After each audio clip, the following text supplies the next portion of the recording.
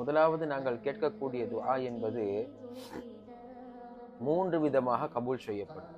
முதலாவது விதம், கேட்டதை அல்லாஹ் அது உனக்கு பொருத்தம் என்று இருக்கின்ற பொழுது உடனடியாக அதற்கான பதிலை அல்லாஹ் தருகிறான். அந்த துஆ உடனடியாக ஒப்புக்கொள்ளப்படுகிறது.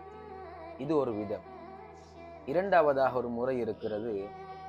நீ கேட்டது ஒன்றாக இருக்கலாம், ஆனால் அதற்கு பகரமாக அல்லாஹ் வேறொன்றை உனக்கு தந்திருப்பான். அதனை நீ அறிய மாட்டாய்.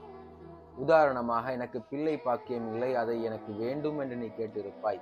ஆனால் அல்லாஹ்வோ உனக்கு வர இருக்கக்கூடிய ஒரு ஆபத்தை அல்லாஹ் நீக்கியிருப்பான். அல்லது உனக்கு தேவையான ஒரு கடனை அல்லாஹ் அடைத்திருப்பான்.